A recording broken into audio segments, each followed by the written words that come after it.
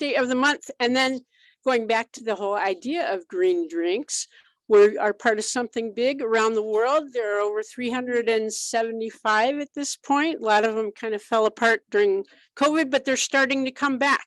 So I wanted to share with you some of the newer places this time, and I got to have a little more light. You know how that goes.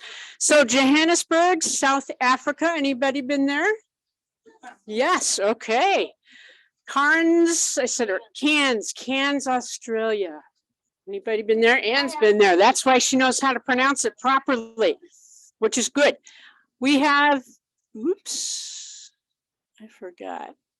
Oh, Blarney, Ireland. You've been there? Good. All right. And Salida, Colorado, which I'm not familiar with, but Salida, Colorado. Salida, thank you. Where's it located in Colorado? I didn't have time to look it up, but you knew. That's good. And we have a spot in Puerto Rico, and I cannot read my handwriting. That is the honest truth. That's good. Good effort. But those are our newest green drinks, and we welcome them and happy to be part of something so big. Remember, our goals are to bring community together and keep building that community, all the more important as we look at what's going on in our world. And did you want to tell me something? I was going to ask, we had locations that would come from. We're here now. Oh, that are here now? Where are you from? Well, one is from Mexico City and Oaxaca. Oh, great. That is good. Welcome. That's all right. That's good. That's good. Yeah. Did they have a green drinks there? Do you know of? No. But yeah, but one day they might. But we're really glad you're here. Thank you for letting us know. Yeah. And so we're going to go ahead and move on into our program. We're thrilled to have you here. And Pat, though, is going to introduce David. So come on up.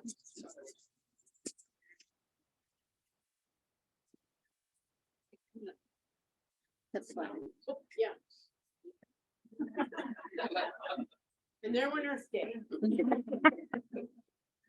Okay, we're so excited to have Dave Weaver here today.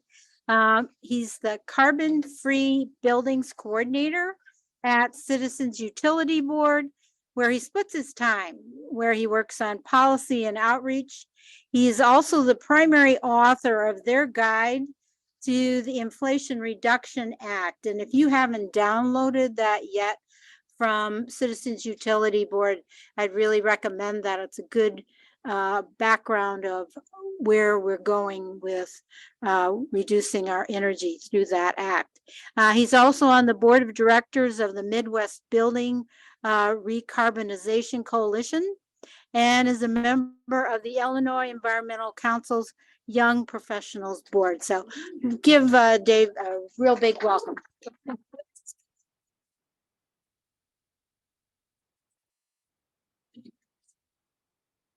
On Zoom.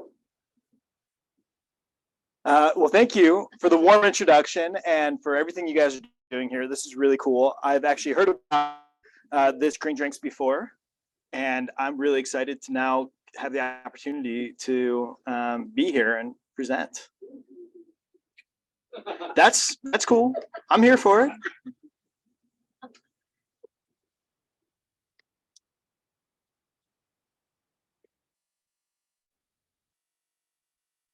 Luckily, he knows what he's doing. Spoken too soon.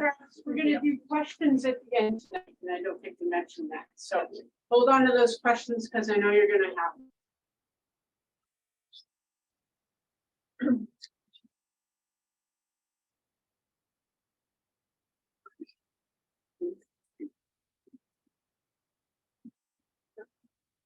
Huh.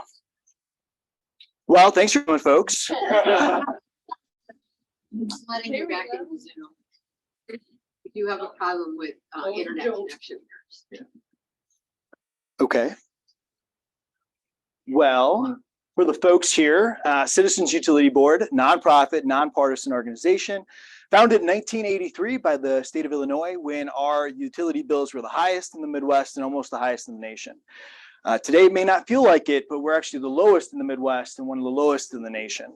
We have a lot of work to do, though, especially with all the utility companies all coordinating to all launch rate hikes at the same exact time, minimizing our resources because they're all doing it at once.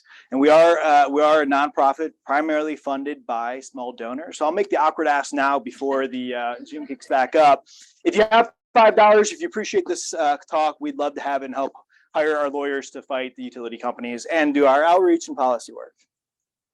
But what we do is we represent you, as long as you pay a utility bill, to the Illinois Commerce Commission. They oversee all the regulated utility companies. We also fight at the State House, and we fight on the street, or tonight, much preferably, in a bar. Through our outreach program, we do over 500 events a year.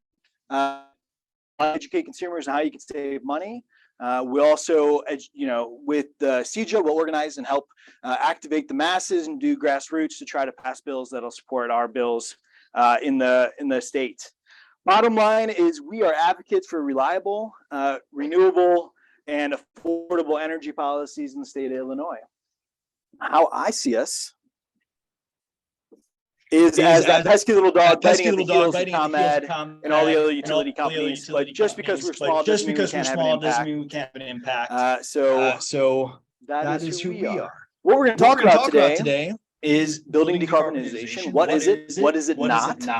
Energy efficiency, electrification, peak demand, control, and renewable energy. That is mostly what makes up building decarbonization.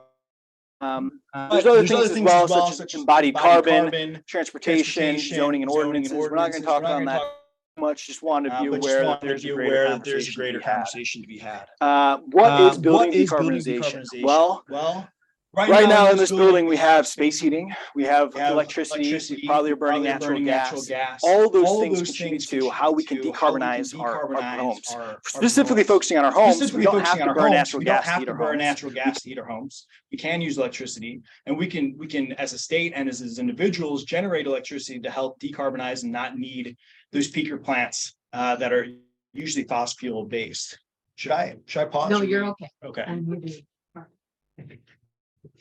So the first thing, just a lot of questions that we get asked is, why is natural gas so high? I understand for the last month or two, it's actually starting to go down, but over the last 2 years, they've skyrocketed, over 200% increases.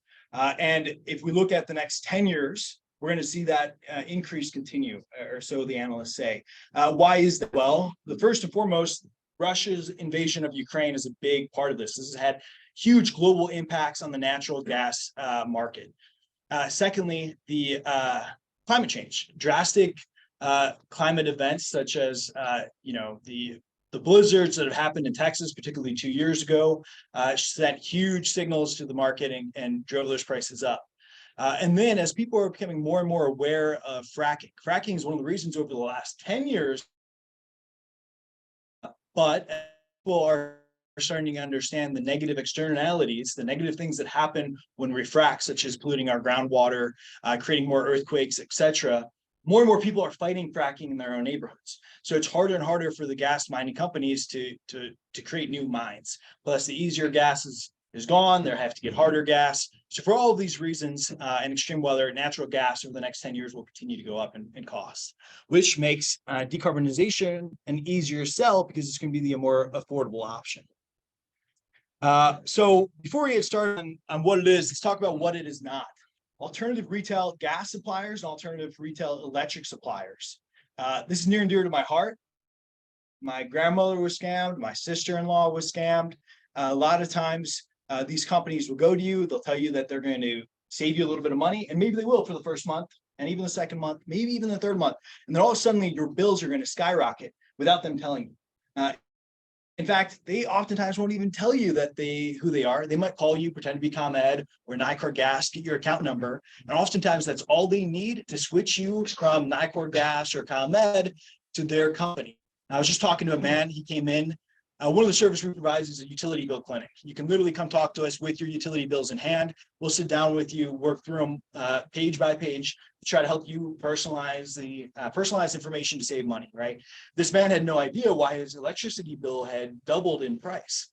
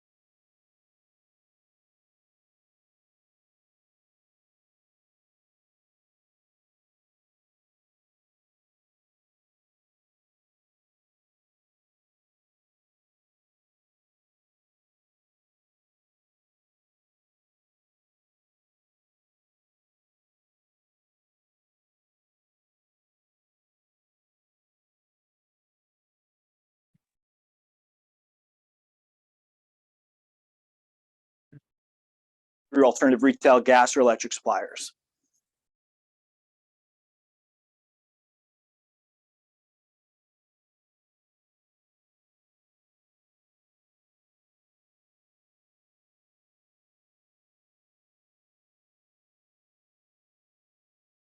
Energy is one you don't need to use.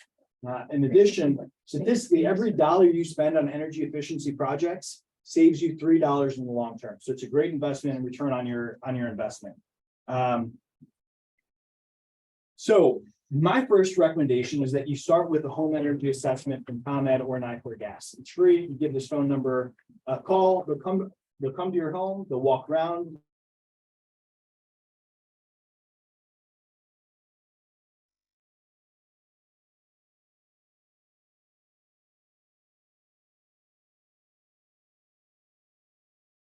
Is free. They also bring some things with them at a discounted rate, like a smart thermostat, which would be cheaper to get through them than you could at Ace Hardware or anything else.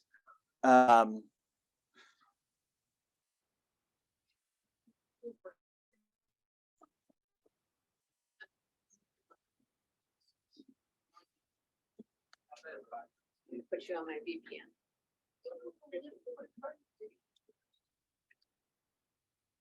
You don't have internet right now. Yeah. Good. Join my internet. Okay. So it should be, What's the name? should be Ann's iPhone. I didn't realize there's a cross line. I was looking in the library.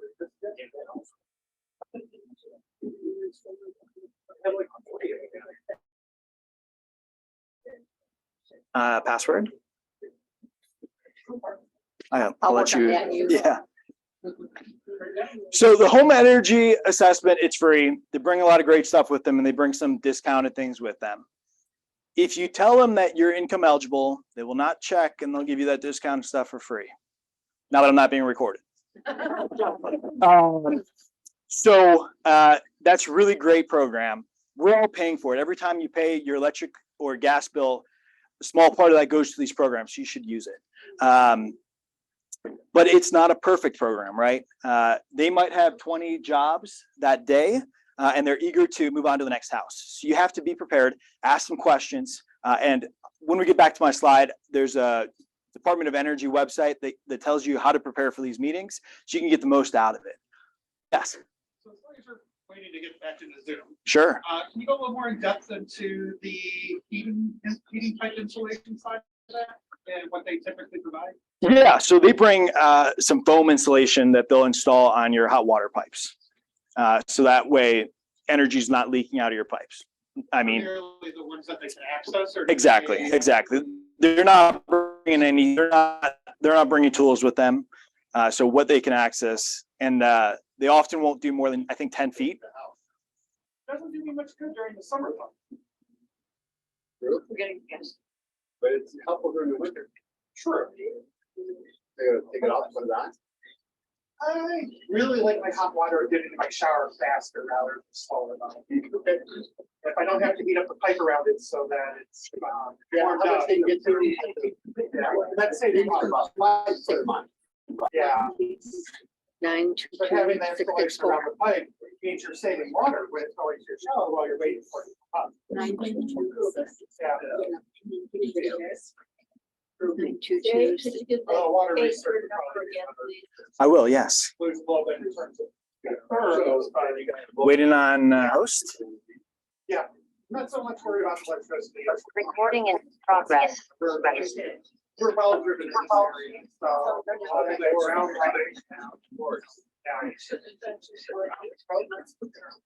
That's what the big power showing of that.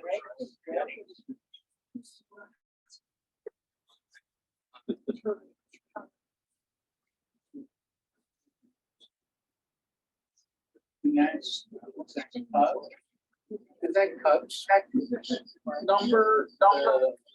This 800 number is not Cobb's. It's the home energy assessment number. Or through. Testing. Sorry. Who would that be through? So ComEd, Nicor Gas, and People's Gas all fund one program, and calling that number goes straight to them. Oh, okay. So they look at all three. Yes. Yep. So if you're a utility payer of either of those three utility companies, you're covered. Oh, that's Great question. great. So like I said, it's a good program, but they don't actually test your building envelope, and they don't bring any tools with them. So home energy audit is the varsity step. It's the next step because you have to pay for it. It typically costs between $300 to $600 depending on labor. So it's certainly going to be a little bit less expensive here than it would be in Chicago. And the Inflation Reduction Act, which we'll go more in depth on, actually offers a $150 tax credit to help reduce that fee. But what this gives you is a real expert who's coming and is your customer. They're going to come to your home. They're going to test your building envelope. They're going to walk around with infrared cameras and literally show you where you're losing heat or where heat's getting in if it's in the summer. And they're going to provide you an itemized list with priorities. This is you're losing most of your energy through this window or through this wall or through this door. Typically fixing this would cost you about this much, and you should expect savings in this much. And that's going to be itemized to give you a battle plan on how to make the most out of your investments in your home energy audit.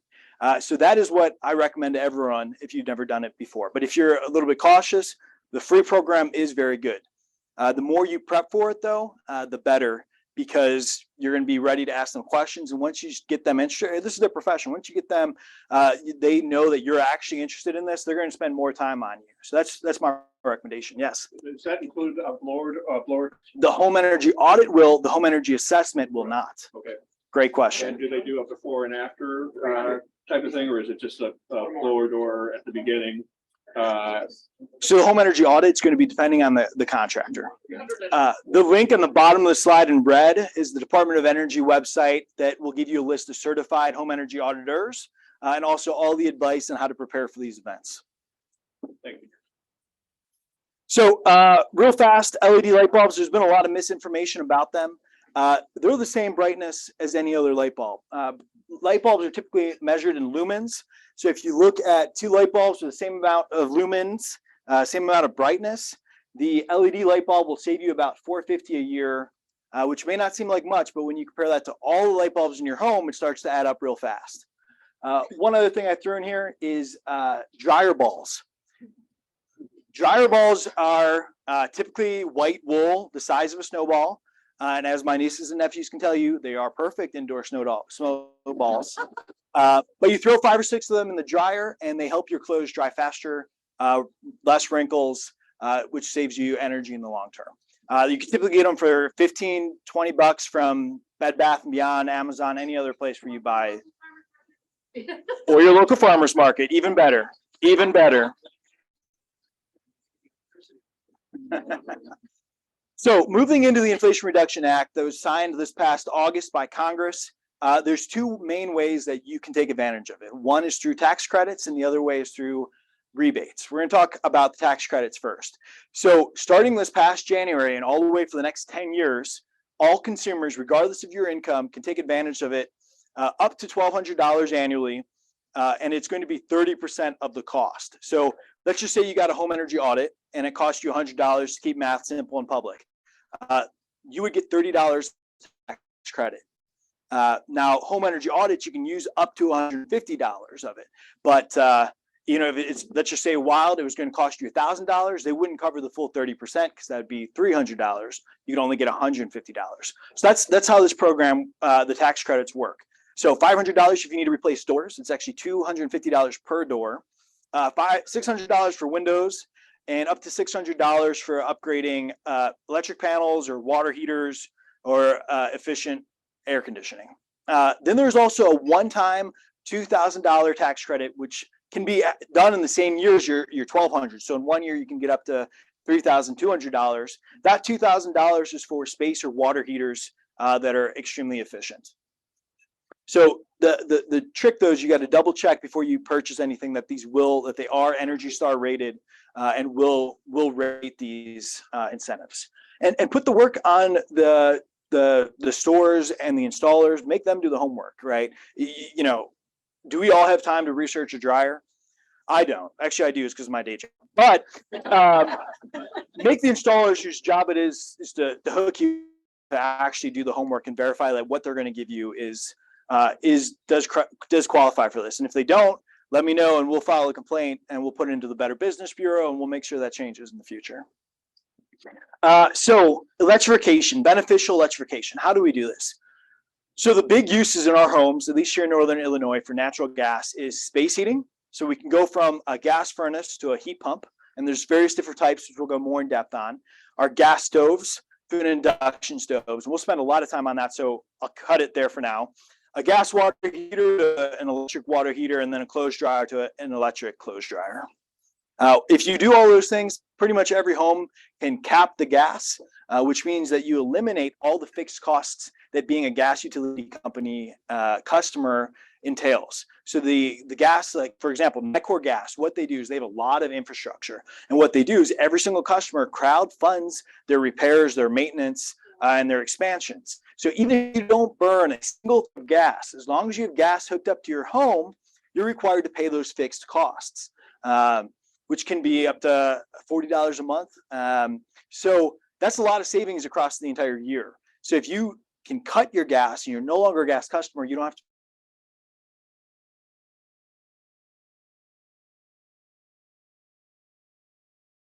to do this is affordability, the climate, and your health. So climate benefits. We're here for green drinks, so I wanted to lead with this. These three, the left one is the one we really need to pay attention to. It's for ComEd.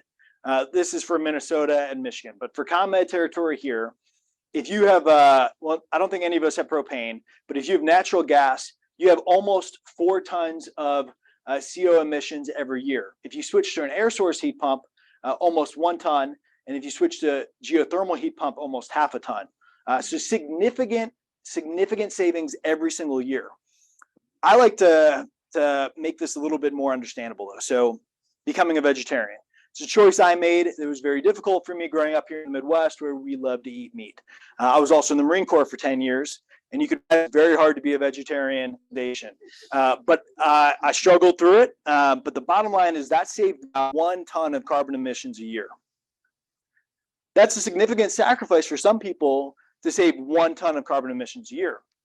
But if you go from the almost 4-ton natural gas furnace to you're saving 3.5 tons every single year. To put it in perspective. Did you do this and start eating steak again? I did not. No. Although, never mind. So affordability is the next piece. So research found that if you switch from furnace to a heat pump, specifically an air source heat pump, you could save about $25,000 to $47,000 over the lifetime of the system. More on the higher end if your furnace needed to be replaced anyways, or if your air conditioner needed to be replaced anyways, and more if you're able to completely cut your gas.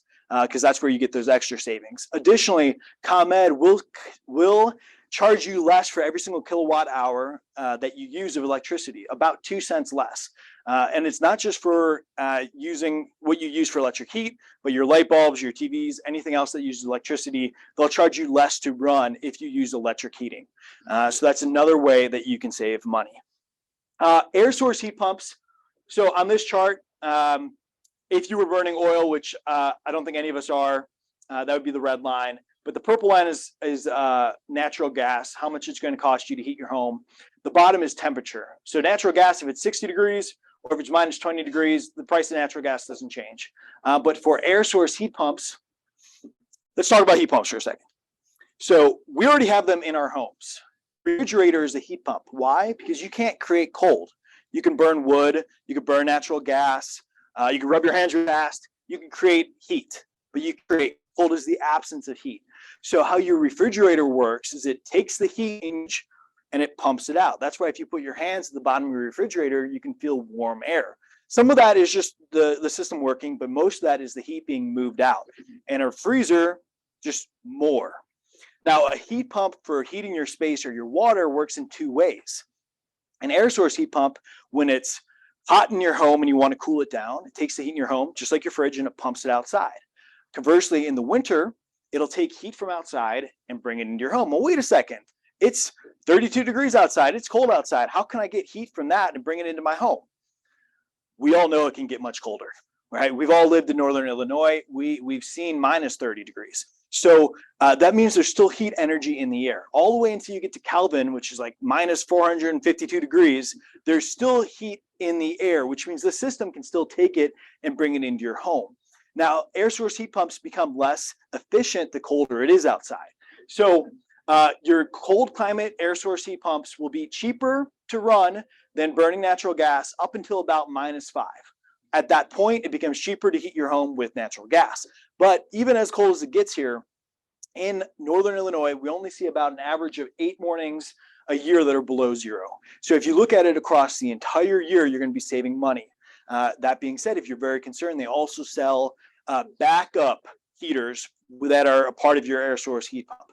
It can be done through electric resistance, or it can be done through burning natural gas.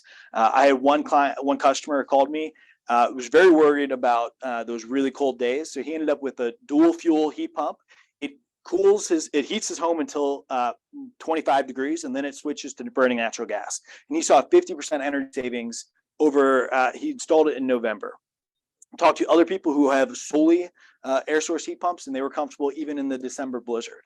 But you have to insulate first. We'll get more onto that, but all that to say, to explain this chart, at -5 degrees, it becomes a little bit more inexpensive to burn natural gas for those few and far between times. Why are air source heat pumps and geothermal heat pumps cost you less? Well, it's because they're more energy efficient. Once again, pay attention to the left. This is for ComEd. The other ones are Minnesota and Michigan. But the energy demand, if you were burning natural gas here in this second or third column, that's how much energy it's going to cost you to heat your home for the entire year. This is for air source heat pumps. This is for geothermal heat pumps. Geothermal heat pumps, similar to the air source, move energy around, so they're more efficient because they don't have to create energy, they just move it. But instead of moving it outside, they move it underground or take it from underground. The nice thing about underground is it doesn't experience winter or summer or a storm or wind chill or anything else. Underground is a balmy between 52 degrees to 60 degrees year round. So it doesn't have to worry about it getting -5 and sucking heat from that, because it's always sucking heat from 52 degrees, or in the summer, it's always putting that heat into the ground. That's why it's even more efficient than air source. So the top row of this is water heating. That's what the brown is. The blue is cooling your home. Your red is heating your home. And this gray across the board here is all other electric uses. This is for a geothermal heat pump, a highly efficient air source heat pump, a less efficient air source heat pump, highly efficient natural gas, what most of us have, an 80% natural gas furnace. So across the board, all of these, the gray, but if you look at heating costs, the heating gets less expensive the more efficient your furnace is, or if you switch to a heat pump or a more efficient heat pump, or if you switch to geothermal. The nice thing about the heat pumps, though, is that they also cool your home more efficiently than your average air conditioning units. Once again,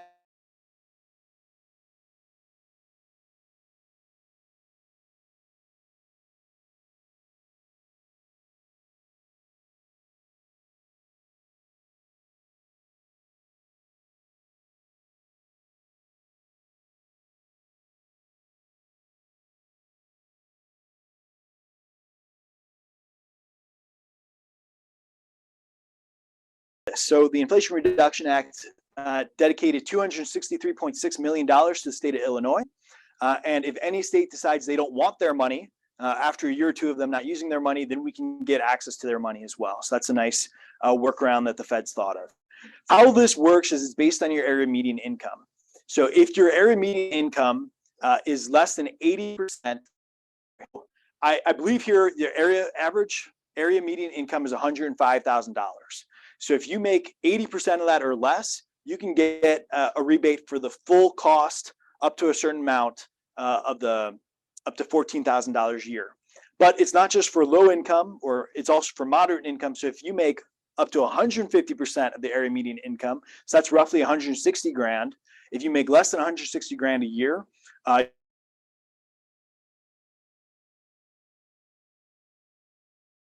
this link right here is how you can look up the area median income to check my numbers. Single or couple? It depends how you file your taxes. So if you file jointly, then you have, Well, usually is it one price for, one or the other? You know what? yeah. So the rebates are supposed to be for your household income. So I was wrong. So it should be your household income. Okay. Thank you for clarifying or making me clarify that. So this is what the rebate $2 for an induction stove, which is the new most efficient electric stoves there are. A cooktop, range, oven, or clothes dryer. So that's great. And then you can do this in addition to what ComEd will give you. ComEd will also give you money if you get an electric stove for home energy improvements up to $16,000. So if you make $1,600, thank you. $1,750 for a heat pump water heater. Now, the more you do to electrify your home, the more you might have to do electric wiring. For example, if you replace your stove, your gas stove to an electric stove, most likely you're going to have to change out the outlet behind it.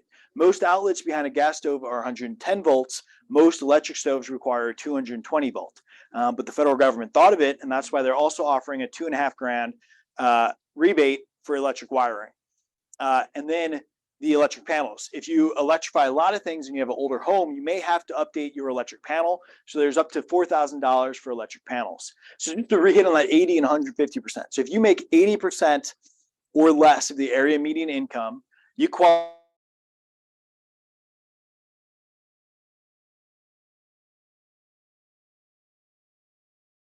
They'll give you $4,000. Now, if you are that 150% or lower, and the project cost $4,000, they'd give you $2,000. If the project cost $8,000, they'd give you $4,000 because it's 50% of that project's cost. And then $8,000 specifically for air source heat pumps. And that can be combined with that $2,000 tax credit, right? So that's $10,000 for that right there, which is pretty significant. I will say though, there's only $263.6 million for the entire state of Illinois.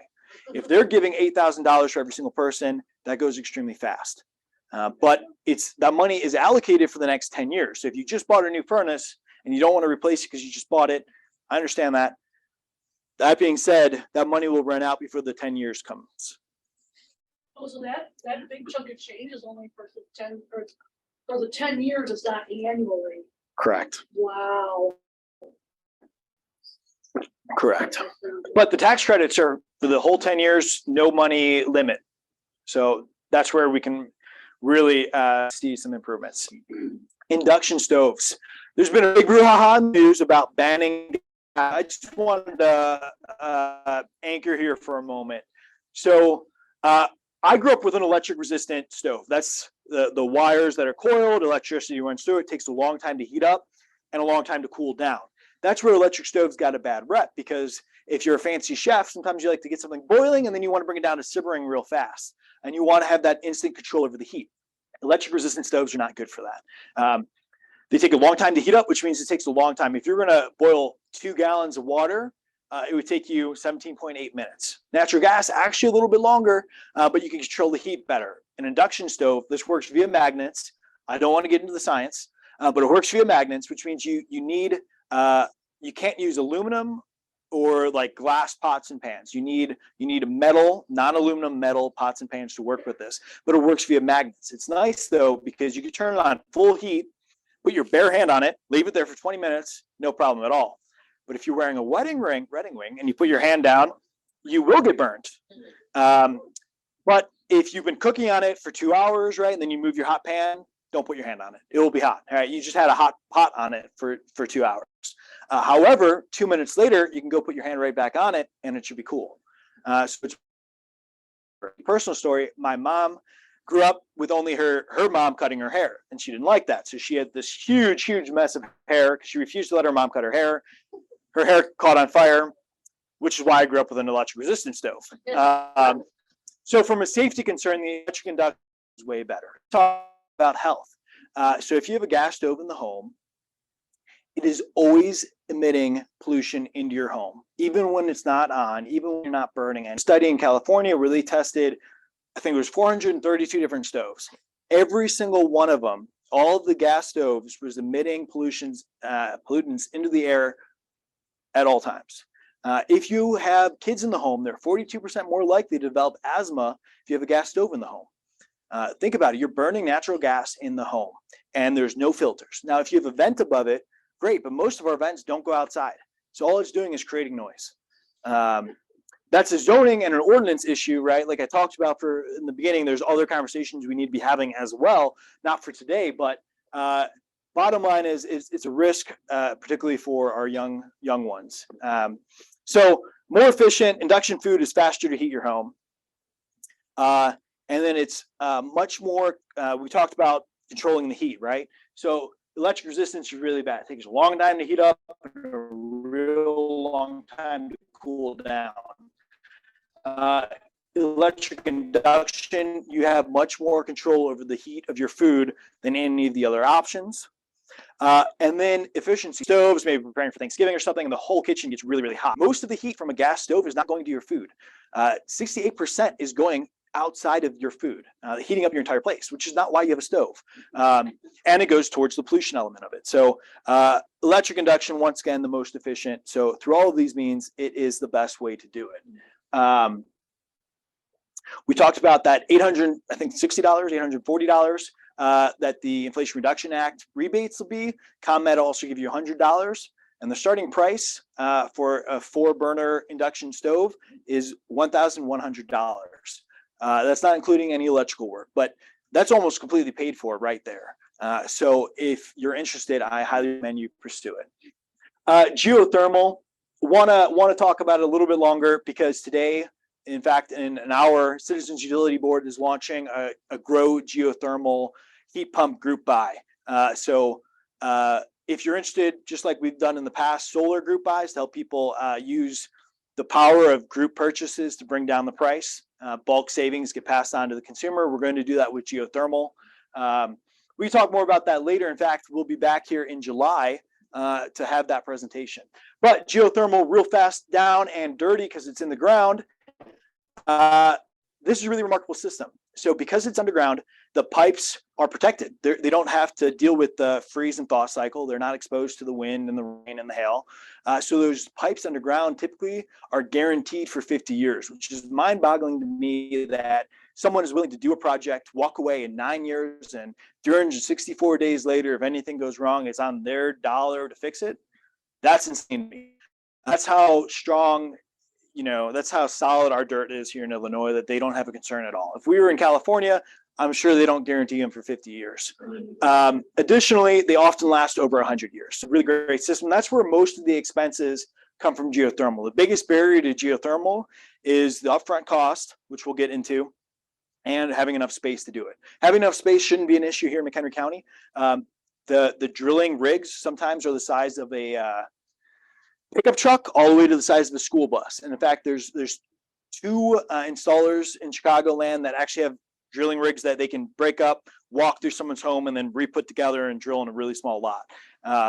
So that's one of the biggest barriers, and then the cost. But the biggest part of the cost is the drilling, which if it lasts for over 100 years, you don't have to worry about it again. Hate to break anyone's hopes, but I don't think any of us will be here in 100 years. Then the heat pump part of it is in your home. So once again, protected from the elements. So it typically lasts 25 years or longer. Just speaking to a man in DeKalb, had no idea he was sitting in the back of one of these presentations. And he just told me his just turned 31, which is just a few years younger than me. So kind of crazy. So once again, protected from the elements, lasts a long time, extremely efficient. And this is the piece that you may have to replace in your lifetime, but much, much cheaper than the full drilling rig system. Across the state of Illinois, the average cost might be $30,000. In Chicago, significantly, right? Downstate, it might be significantly lower. $30,000 is mind-boggling. That's a lot of money, right? But let's talk about it. So remember, we said there was a 30% tax credit. So that's $9,000 off the top. Then there was that $2,000 home energy tax credit we talked about. So right there is 11 grand off. If you're following them work, then ComEd is offering $1.5 grand per ton. Your average home has a 4-ton system. So that's up to $6,000 off right there. So your only total cost is $13,000. And you remember that it replaces your heater, your air conditioning, and your water heater. Now it's very reasonable, and it lasts longer, and all your electricity be cheaper. It's better for the planet. Estimated yearly savings from an 80% furnace, $1,750 a year. Yours to return on investment, which is nothing we ever think. When you buy a furnace, it's consumable. You don't think about it saving you money as investment. These can. Okay. And they're also not just for individual homes. College of Lake County, 70% of their buildings are on a network geothermal system. So this is actually a really great way to transition away from gas for entire communities. Maybe time for another conversation, maybe a conversation for another day though. So the next thing I'm going to talk about, it's important to understand, when do you use your electricity versus when does society do it? Society, yeah, 5 minutes. We're going to have to sprint. Okay, so you got to know when you use electricity versus when everyone else uses electricity. Most people use electricity when they get home from work and right when they wake up. And then when they get home from work all the way until bedtime. People get home around 5 p.m.-ish. So that's when electricity costs the most for ComEd to provide. That's when the highest demand is. So this I took from my colleague back in September. Her roommate woke up, used some electricity, left the house, went back to normal. She woke up, got ready for work, made breakfast. Electricity used in her home went up. Went back down as she was working from home to kind of her work level. Took a lunch break, turned on the fan, used some more electricity, made lunch, and then her roommate got home. And then she left, but her roommate was home. And then she got home.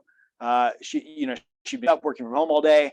And then they were both home. They were watching some TV, had some lights on, and then they went to bed. Why is this important?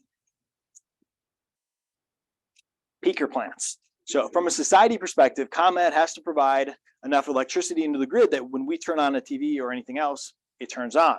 So, at midnight when people are waking up, it's pretty low. People wake up, people are leaving for work, and then it slowly works up throughout the day. And then around noon, it really starts to peak, 5 p.m. So they need to meet demand. So they turn on these, what we call peaker plants. Power plants, typically fossil fuel based, the most expensive to run in order to meet that increased demand that's only for a part of the day. This is where electricity gets the most expensive. Now, ComEd charges all of us right now about 9 cents a kilowatt hour. Out. So it doesn't matter for you if you're using electricity when it's most expensive or at midnight when it's the cheapest. You just pay an average price. But there's some programs where you don't have to pay the average price you're actually using. Peak time savings is one of those programs that is all carrots, no sticks. I recommend everyone do this program. It helps decarbonize your home by reducing peak demand. But basically, what they do is they'll text you, shoot you an email, whatever you set up. They'll let you know, hey, by the way, electricity is really expensive right now, and if you don't use it, we'll actually credit you some money. So they know how much electricity you normally use at 5 p.m. to 6 p.m. So if they ask you not to use as much, it doesn't matter. You want to watch the world burn, you can turn on every appliance in your home. They won't hurt you at all. But hey, okay, I can watch TV later, or I don't have to charge my laptop right now. Any electricity that you don't use compared to what you normally use, they'll actually credit you and give you for free. Wonderful program, easy to sign up for, easy to cancel, no risk. The next program, hourly pricing. If you use electricity at 5 p.m., they'll charge you what it costs at 5 p.m. If you use electricity at midnight, they'll charge you what it costs at midnight. If you can change or maybe you work nights, you don't have to follow, if you don't have to follow society's role, you can actually save a lot of money here. Because let's just say you have an electric vehicle. You plug it in at midnight or plug it in right before you go to bed, right? You're only going to be charged 2 cents a kilowatt hour instead of the 9 cents a kilowatt hour that you would be charging if you're not a part of this program. High risk, high reward program. Yeah. Significant risk. You use energy at 5 p.m., they charge you what the average price was by the time it's done.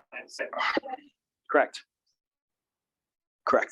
So this was one day, September 12th. On this day, she was 7-something cents. So only 1 hour that day did it actually go above. So pretty much anyone would have probably worked out well on this day saving money. But the very next day, the price went over 15 cents. So if you were your average user who got home at 5 p.m. and turned on all your stuff, you'd be charged more than the 11 cents which everyone else was getting charged. So high risk, high reward, do some assessment. The nice thing is you can cancel it anytime you want. Next month, you're off of it. So you can try it out. No. You can't get back on for. Oh, they changed the plans for your commission. So today you can sign up for this program, and within a month, you'll be off the program if you want to cancel it. However, most people recommend that you do it for a full year because you're more likely to see energy savings the longer you do the program. But there's also times where there's very rare events where electricity might go up to $2 a kilowatt hour for a small window of time during crazy events. Higher risk, higher reward, especially if you have an electric vehicle. This is something I'd look into. If you don't, you'll have to work really hard to make this pay off. The idea, though, is it incentivizes you to actually help reduce the peak demand and help reduce carbon emissions in our electricity supply. Okay, AC cycling, another all carrots, no stick program. Basically, if you have an air conditioning unit that works for them, which most of them do, they'll give you about $40 a year. Anytime that high energy demand, they'll turn off a part of your air conditioning, but keep the fan blowing to the point where your home won't change more than a few degrees. Most people never recognize it. They don't do it on weekends, and they don't do it on holidays. They have a light program and like a more hardcore program. AC cycling, it'll only happen for a couple hours during high demand periods, and you can make $40, but you help the demand as well. Financial assistance, just to spend 30 seconds on this. Maybe it's not for you, maybe it's for someone you know. LIHEAP is a really wonderful federal program that provides money to pay for heating and weatherization and insulation. So if you qualify or you know someone who qualifies, which is 200% of the federal poverty level, great program. Illinois has their own program, and it's called the Illinois Home Weatherization Assistance Program. I have some paperwork on the back on it. Really, really great. NICOR also has a program, but you have to be extremely you have to be at 350% or below the federal poverty line. Solar. So I hear a lot of misinformation about solar. Illinois, it's cloudy today. Solar is not great for Illinois. All of that is baloney. Germany generates the most solar electricity out of any place in the world per capita. And so purple, not much sun, red, lots of sun. That is Germany. This is the entire US. Particularly Illinois, right? So we have way better sun than them, and they have the most generation of solar than anyone else. So I don't want to hear the myth that we're not a great state for it, particularly because not only do we get the federal incentive, which right now is a 30% tax credit, which means if it's going to cost you $100, the feds will give you $30 back, right? That's fantastic. The state of Illinois, which makes us unique, has the solar renewable energy credits. Basically, within 6 months of you getting your system installed, the state of Illinois will begin paying you every single month for generating electricity. At the end of 15 years, that'll have equaled about 30 to 40% of your total cost of installation. So right there is about 70% off. 30% within a year from the feds, and then 30 to 40% monthly over the next 15 years. Additionally, we have net metering. What this means is take August. That's when we have the most sun. You're going to generate the most electricity in August. You're probably going to generate more electricity than you use. Which means any excess electricity, ComEd will put into like a bank for you and they'll pass it on to the next month. But guess what? September is a really great month for us to generate solar. So you'll have more excess. Those excess kilowatts will be put back in the bank and it'll roll over all the way until, let's say, January, where you're probably not producing as much electricity as you were in August, maybe not enough to cover what your bill is. Then that bank comes in and they start, instead of paying for the more electricity that you need, they'll start crediting it from what you've earlier produced in the year. That lasts for the entire year until the month of April when they do a true up and you lose any excess you had, but that kind of works out perfectly because April is when we start getting longer days again. So it's kind of the perfect time for us to do that. So between the state of Illinois paying you and they having net metering required by law, Illinois is the best state in the Midwest, one of the best states in the entire union to have solar panels. Community solar, let's just say you have a shady roof, you don't own a roof, maybe you rent, or for some reason you don't want to install or can't install solar panels. Community solar is a really fantastic program for you to support solar and save money on your bills. Basically, somewhere in McHenry County, they're going to build a utility-sized solar farm. Maybe it's not utility-sized, maybe they're just putting solar throughout on top of a school or something, somewhere in your community. You're going to subscribe to that, help them pay for that, and they're going to credit you with electricity greater than how much you're paying for it. So here in ComEd territory, almost all solar community programs save you between $10 to $20. That's fantastic. That's every single month. That adds up. If we're in Ameren territory to Southern Illinois, we'd have a slightly different conversation, but we're really safe here to do this. The sooner you sign up for the program, right now there's a wait list, but ComEd has said that they're going to double their offerings in 2023. So the sooner you get on the wait list, the sooner you can be a part of this program. One confusing part of this program is that you start getting two bills, right? You still get your ComEd bill, and on your ComEd bill, you'll notice, hey, you have solar credits from your subscription, you get $50 off, fantastic. But then you'll get a second bill from the solar provider charging you $40 for that $50 that you're getting. A little bit confusing, and they're actually going to change that, I think, in the next year, but it's a program where you save $10 to $20 and support solar. There's very, very little risk here in ComEd territory. So it's a program that I absolutely recommend. The sooner you sign up, the sooner you get off the wait list. And I have a handout in the back on it as well. Rooftop solar for income eligible Illinoisans. Solar for All is fantastic. They will lease solar panels on your roof for sometimes $0, sometimes $10, and it'll last 15 years. At the end of that 15 years, they'll either offer you a renewal for another 5 years or for you to buy the solar panels for like $1. Really great program for anyone who meets the parameters. Illinois SFA for solarforall.com. More information can be had, and of course, you can always email me. Home electric batteries, 30% off from the feds if you want to do it. Okay, 2 slides left. Bottom line is all these incentives, federal incentives, state incentives, utility company incentives, you can use all of them. They can stack. So do your homework before you sign on to the dotted line, or call me. I've already done the homework, and we'll make sure that you get all the incentives that you qualify for. That's my brief.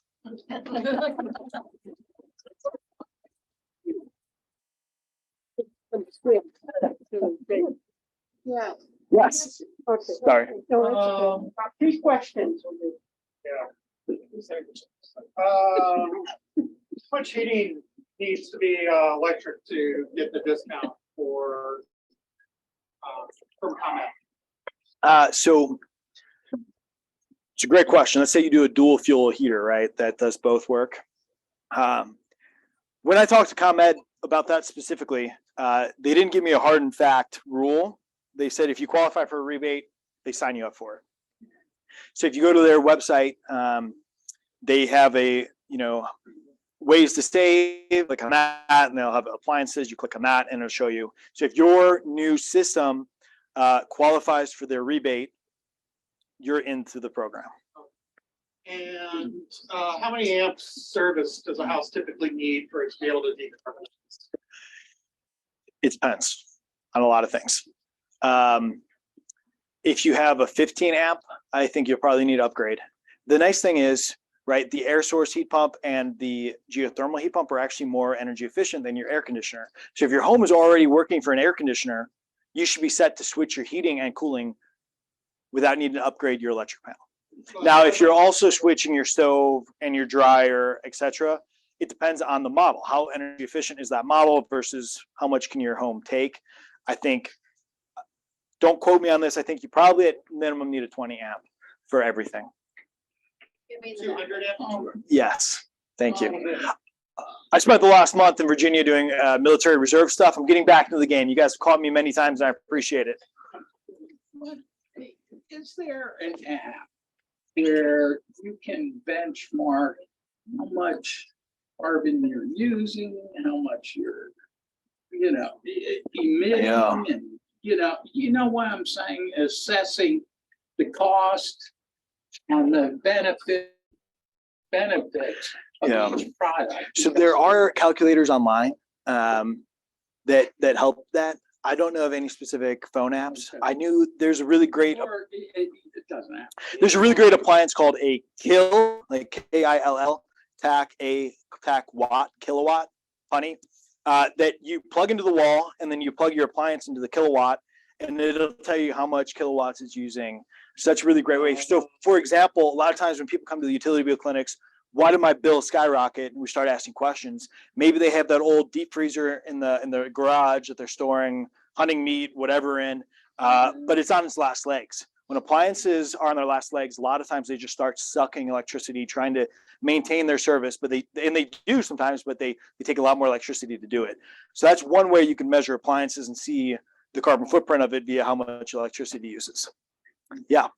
We're talking about all these programs in terms of homeowners. Yeah. How many of these things are applicable to small business? Great question. Can you repeat her question, please? Yeah, so she just asked, a lot of this was focused on homeowners. What about small business owners? Really great question. So we were just talking about this in the back with someone else. Some of these are direct. They apply directly the same to a small business owner. Some of them have requirements that this has to be a residence. There are other incentives within the IRA and other programs that do provide incentives for small business owners, et cetera. For example, geothermal has different incentives that at the end of the day are close to being very similar when it comes to the cost reduction of a geothermal heat pump for a small business.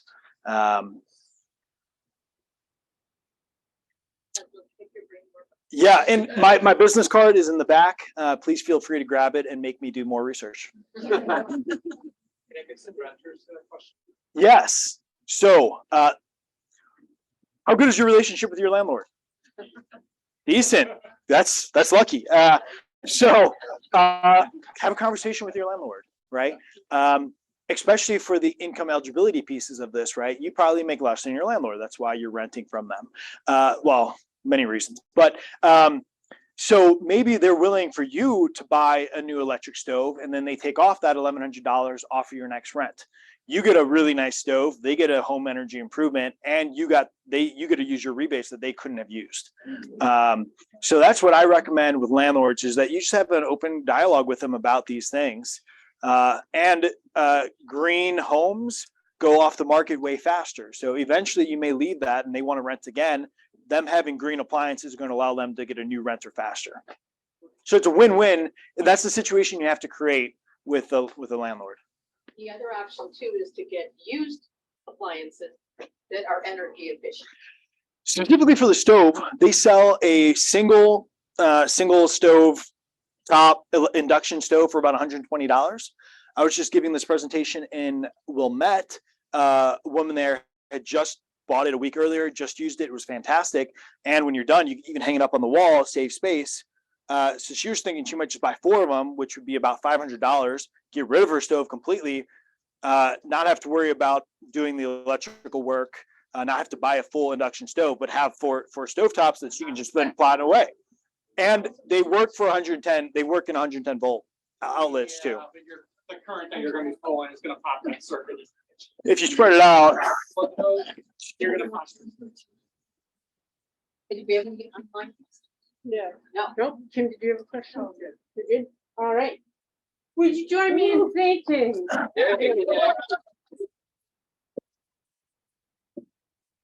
Great.